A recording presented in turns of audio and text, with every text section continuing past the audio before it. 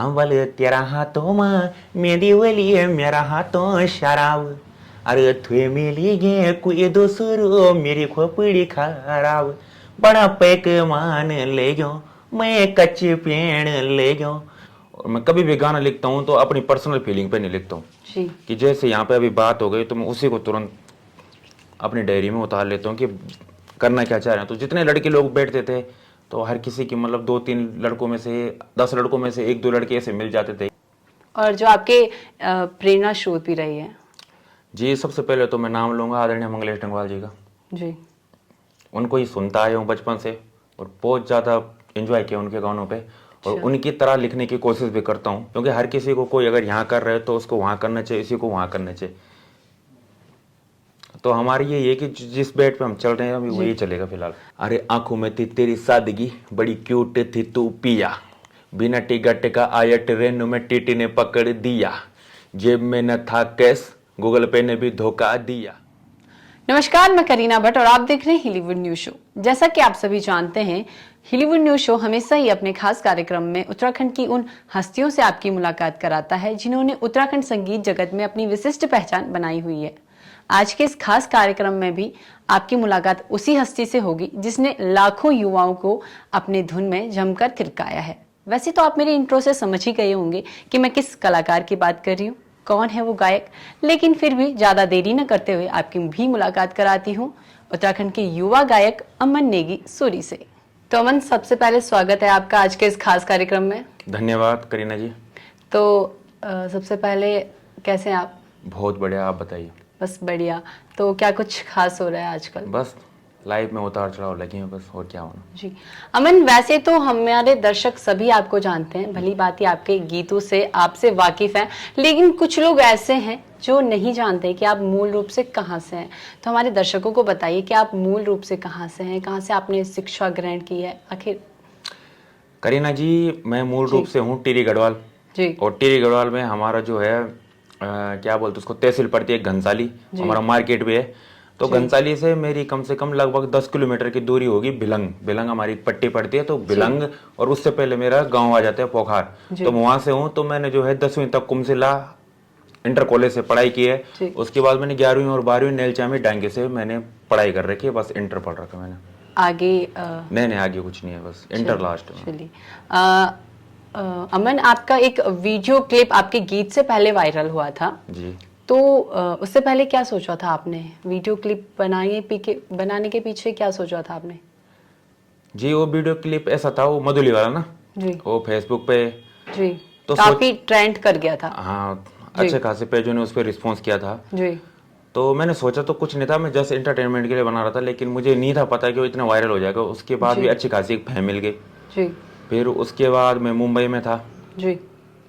तो फिर मैंने सोचा कि क्यों ना गाना गोना बनाया जाए। बिल्कुल। और मैंने अचानक से एक बना लिया तेरा हाथों में मेहंदी वाली, और वो भी अच्छा खासा वायरल हो गया। ये आपका सबसे हिट सॉन्ग रहा है जो युवाओं के दिल के बहुत करीब रहा है। तो क्यों ना आज के इस कार्यक्रम शुरुआत में आपकी 2 लाइन इसी गीत की हो जाए? बिल्कुल बिल्कुल बिल्कुल।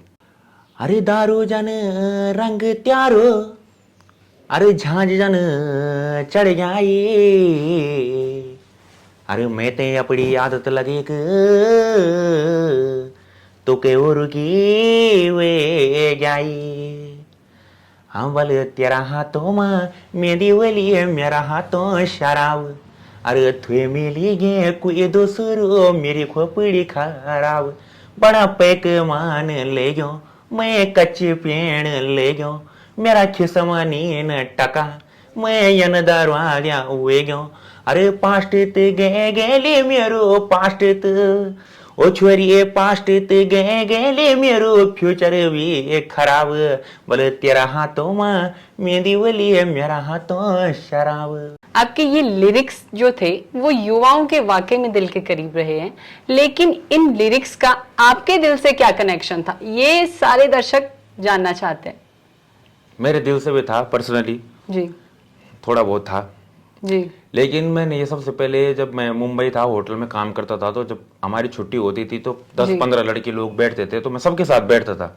और मैं कभी भी गाना लिखता हूँ तो अपनी पर्सनल फीलिंग पे नहीं लिखता हूँ कि जैसे यहाँ पे अभी बात हो गई तो मैं उसी को तुरंत अपनी डायरी में उतार लेता हूँ कि करना क्या चाह रहे हैं। तो जितने लड़के लोग बैठते थे तो हर किसी की मतलब 2-3 लड़कों में से 10 लड़कों में से 1-2 लड़के ऐसे मिल जाते थे कि यार भाई यार मैंने सच्चा प्यार किया, आज उसकी शादी हो रही है, मैंने सच्चा किया, तो मैंने बोला क्यों ना इस बेस पे एक बनाया जाए। बिल्कुल। तो जब हम गीत को देख रहे थे तो उसके कमेंट बॉक्स में ज्यादातर आपके दिल से इसे जोड़ा जा रहा था, तो उस पर क्या कहना आपका कि ये आखिर आपके दिल के कितने करीब रहा है? क्या वाकई में कुछ सच था इसमें आपके दिल से जो जुड़ा हुआ था? मैं बोल सकता हूँ कि 70% मेरे दिल के करीब था। इफ यू डोंट माइंड अगर आप शेयर करें।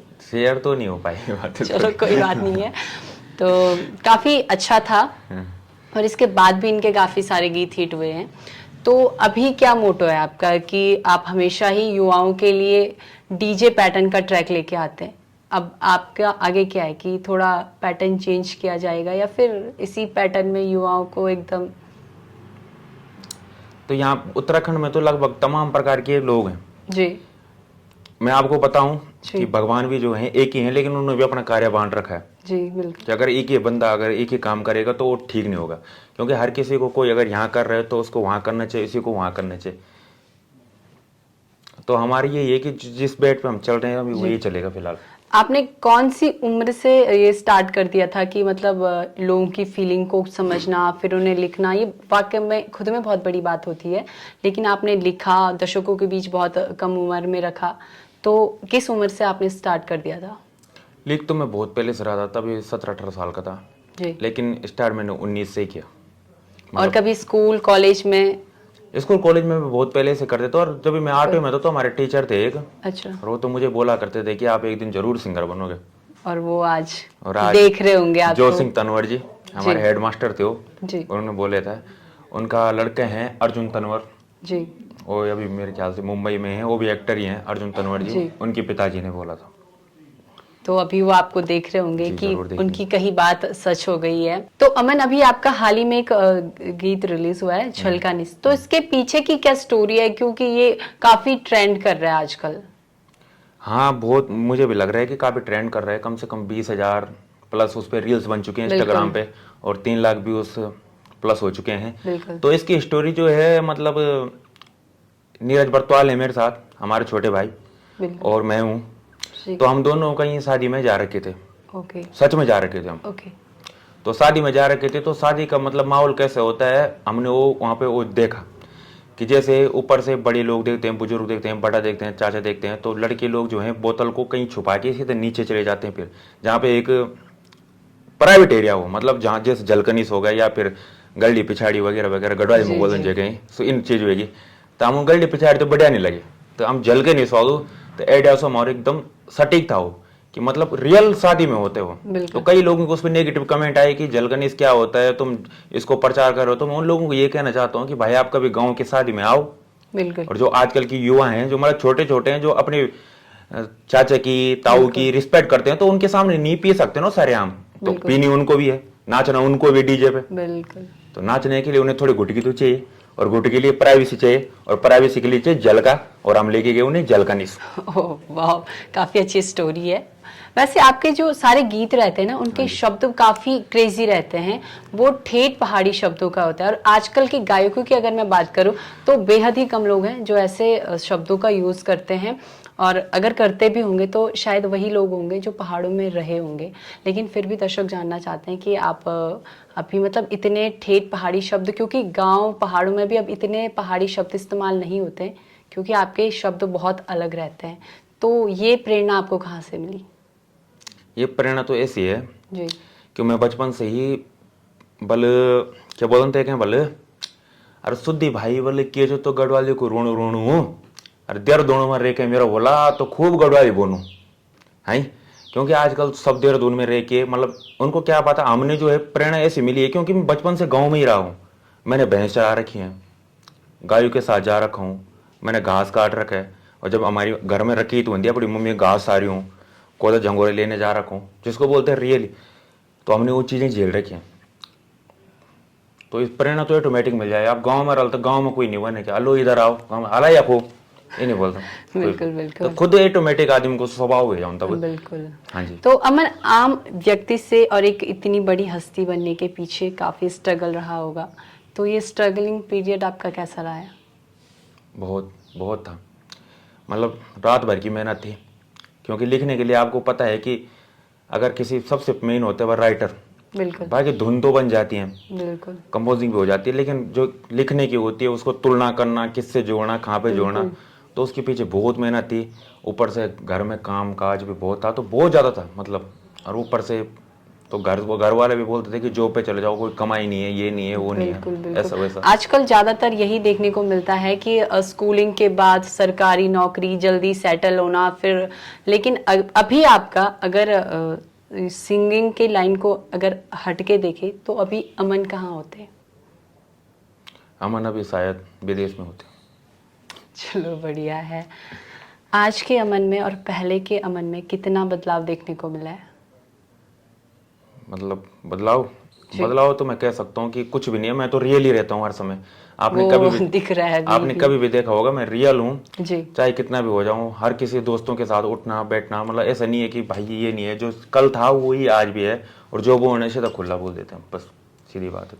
अमन, वीडियो क्लिप वायरल होना, क्योंकि सोशल मीडिया आजकल एक ऐसा माध्यम है कि कौन कब वायरल हो जाए उसका पता नहीं जी है, वो तो। लेकिन उसके अलग हम देखें तो गांव से और स्टूडियो का सफर कैसा रहा है आपका?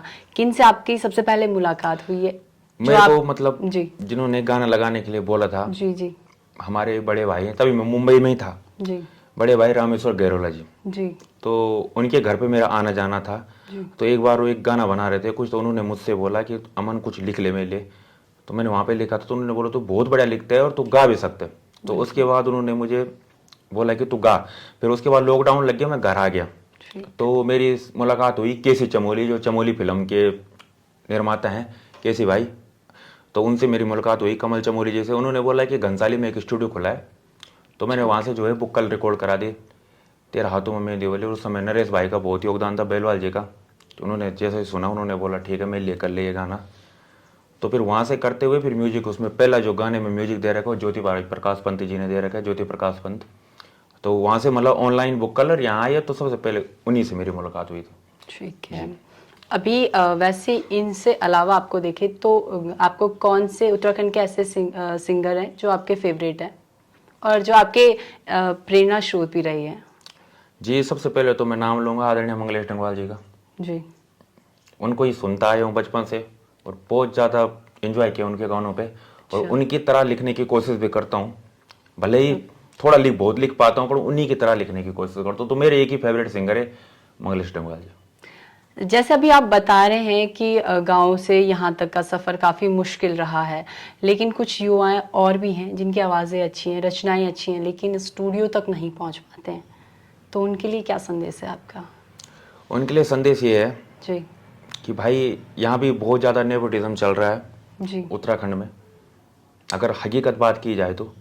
क्योंकि यहाँ पे भी वही चल रहे हैं जिनके दादा थे परदादा थे, बस वही लगे घिसे पिटे हैं। बस चाहे उनको पता नहीं है कि कोदा की रोटी कह के बोलन, कंडाई को साग कह के बोलन, पर फिर भी वो ला रहे हैं जी कि परांदा की बदला तो पिछोड़ी पैरोना, पिछोड़ी के बदला परांदा पैरोना। बिल्कुल तो बिल्कुल। भाई यार आप आओ, एकदम सटीक तरीके से आओ, और चाहे तो अपने खर्चा खुद कर लो, लेकिन पहले सोच तोल के और किसी के बहकावे में मत आओ। अगर तुम पे कला होगी तो तुम खुद आ सकते हो, इतना दूर भी नहीं दे रहा तुम, बिल्कुल ठीक है। और आजकल स्टूडियो बहुत हो गए हैं, बस यही संदेश है सबके लिए। आप आ सकते हो, आपके अंदर लगन है और लिखने की क्षमता है, तो आपको कोई नहीं रोकेगा। आज कल परसों नरसों, लेकिन एक दिन जरूर होगा। ठीक। अमन, वैसे आप गढ़वाली भाषा में तो आप गाने लिख ही लेते हैं, कोई अलग बोली भाषा जिस पे आप लिख लेते हो? अलग बोली भाषा नहीं, मैं फिलहाल अभी गढ़वाली हिंदी में लिख लेता हूँ। अच्छा ठीक है। अमन, जब आपका पहला गीत सुपर हिट हो गया था तो सोचा था कि इतनी जल्दी फेम मिल जाएगा? नहीं बिल्कुल नहीं सोचा था, लेकिन वो फैम मतलब उसमें जो है युवाओं ने बहुत प्यार दिया, हद से ज़्यादा प्यार दिया, और हद बिल्कुल से ज़्यादा लोग मिलने भी आए और मैसेज किया कि भाई। उसके बाद मुझे आधे से ज़्यादा तो रिक्वेस्ट आने लगी कि भाई मेरी फीलिंग पे बना, मेरा नाम लिख के बना। मैंने कहा मैं नाम नूम किसी का नहीं लूँगा भाई, ये सब तुम्हारे लिए है। बिल्कुल। लेकिन बहुत ही ज़्यादा रिस्पॉन्स उससे लड़कों का मिला, और उसके बाद मुझे पता लगा कि सच में इतने दिल टूट रहे हैं क्या। ये बात भी है। और आजकल तो वैलेंटाइन वीक भी चल रहा है, तो इस पर आप कुछ इन टूटे हुए आशिकों के लिए कुछ लेकर आ रहे हैं? नहीं फिलहाल इनके लिए कुछ नहीं है, जो ये सब मनाते हैं उनके लिए कुछ नहीं है। ओके। हमारी तरह से बन जाओ सी जोगी, तेरा होगी ना बाल बच्चा में जोगी ही रहेगा। ये वैलेंटाइन वैलेंटाइन ना ना हम तेरे से दूर छे बिल्कुल। ठीक है, तो जैसे अभी आप कह रहे हैं कि आप उनसे दूर हैं, तो क्या अब आप कल्चर की ओर अपना फोकस कर रहे हैं कि उत्तराखंड के कल्चर पे कुछ गीत बनाए?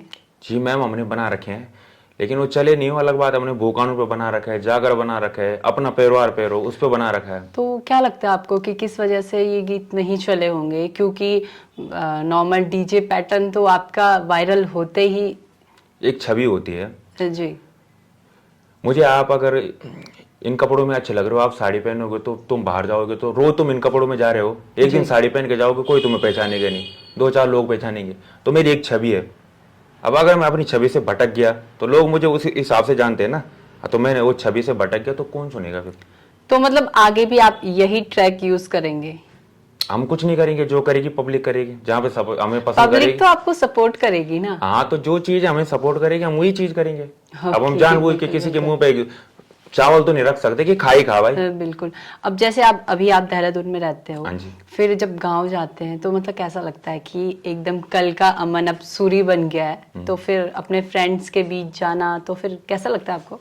मैं तो नॉर्मली जाता हूँ, रो भी नॉर्मली मिलते हैं मेरे से, कोई वो कभी नहीं है। चलो, तो अमन अब आपकी रचना से तो दर्शक भली भांति वाकिफ हो ही रखे हैं और टूटे हुए आशिक तो आपके दीवाने हैं, लेकिन सूरी के गानों में अब रैप का भी काफी तड़का मिल रहा है, तो आपका फेवरेट रैप जरा दर्शकों के लिए। बिल्कुल बिल्कुल बिल्कुल। अरे आंखों में थी तेरी सादगी, बड़ी क्यूट थी तू पिया, बिना टिका टिका आया ट्रेन में टीटी ने पकड़ दिया, जेब में न था कैश गूगल पे ने भी धोखा दिया, पहुंचा मैं ही दिल्ली और तुझ पे था मेरा जिया, तनी हुएगी तेरा कच्ची रोड अरे तनी तो लग्यूं जाम, जनी पोछूं तेरा घर तेनो न बोली मामा परिणाम, अच्छो खास बाई फ्रेंड तूने भेजी बने ली, अरे भूत जैसे सकल दर तूने ब्यो करे ली, अरे अरे वाह। मेरी मवासित चोरी तूने धार लगे ली, अब कटी तो खेलिए। अरे भाई गजब के लिरिक्स। तो सूरी के पिटारे से अब कुछ क्या खास निकलने वाला है? बिल्कुल, अब सब डीजे पे नाचने के लिए तैयार रहो। बिल्कुल, अब शादियों के सीजन शादियों में। का सीजन है बिल्कुल। और निकल रहे हैं तुरंत तुरंत कि खड़ी हुई रहे तो खुली पर, ओह, और 9 धरोणिया सुन लीजिए, खड़ी नहीं हुई आपके रहे तो लिए। खुली पर 9 धरोणिया, बिल्कुल। कुकुर भुकोणिया, अरे वाह। बेड़े खोले की सुने ना, और आएगा तेरो बोला बनवण मैंने सियादू, तो वगैरह वगैरह भी 4-5 प्रोजेक्ट पे काम चल रहा है। जो कि जिनके नाम से और टाइटल से ही पता चल रहा है कि वाकई में ये भी सुपर डुपर हिट हो जाएंगे। तो जाते जाते अमन की आवाज में एक और गीत दर्शक सुनना चाहते हैं। अभी तो मैं 2 डंगवाल लाइन। जी का सुनाऊंगा, बिल्कुल क्योंकि बिल्कुल। डंगवाल जी के बहुत बड़े फैन है, उनका ठीक है। सुनाएंगे। अरे भली प्रेम का झिस तेरा, अरे खाजी के गे मेरा घात मां, लबरा छोरी देखे दगड़ियों प्राणी गे हाथ में, अरे दाना जना छन दोष हमते ये पेवर लंबाद झूठ चा, अरे सच बते दे लबरा छोरी, तेरू हैसणू हैसाणू दुपट्टा उड़ाणू फैशन दिखाणू और सैंड जोली के आमदड़ी नचाणू, अरे यू भी हमारू ही दोस्त क्या, अरे फुंड फूक लोप लजा छोड़िए क्यों, लबरा तेरा लबराट मां, तू सौरी चढ़े दे फांसी लगे दे, बहुत हम भी तेरा यार छन। भाई गजब। हमसे तो ये लिरिक्स ही याद नहीं हो रहे हैं, और गायक हैं जो इनकी रचना भी करते हैं जो वाकई में तारीफे काबिल रहते हैं। तो अमन, आप अपने फैंस को जाते जाते क्या संदेश देना चाहते हैं? बहुत प्यार भाई, बहुत प्यार, जितना प्यार करते हैं मतलब यार दिल से भाई। और अभी तो आग कहाँ लगी, अभी तो पूरी आग लगेगी भाई, अभी बड़ी नाचे अभी चाची भी नाचेगी मेरे भाई, बस ऐसे सपोर्ट करते रहो दिल से। और जितने भी प्यार है भाई, जो आजकल की यूथ है भाई, फुल सपोर्ट है भाई का सबको, और जितना आप मुझे प्यार करते हो यार उसके लिए शुक्रिया, बहुत बहुत धन्यवाद भाई। और एक दिन बनेगा भाई, पूरा त्यागी सपना है, बस कवर अप में तुम रहो पीछे से। बहुत बहुत धन्यवाद, दिल से करता हूँ, यहाँ से करता हूँ, हर जगह से यार, फेफड़े में हो तुम भाई, सबको बहुत बहुत धन्यवाद। जय श्री राम। तो अमन, बहुत बहुत शुक्रिया आपका आज के इस खास कार्यक्रम को और भी खास बनाने के लिए, और आपसे बात करके वाकई में बेहद ही अच्छा लगा। जी, थैंक यू सो मच। तो चलिए, ये थे हमारे साथ उत्तराखंड के युवा गायक अमन नेगी सूरी।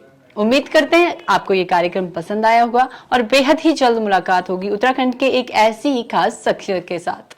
तो चलिए देखते रहिए हॉलीवुड न्यूज़ शो।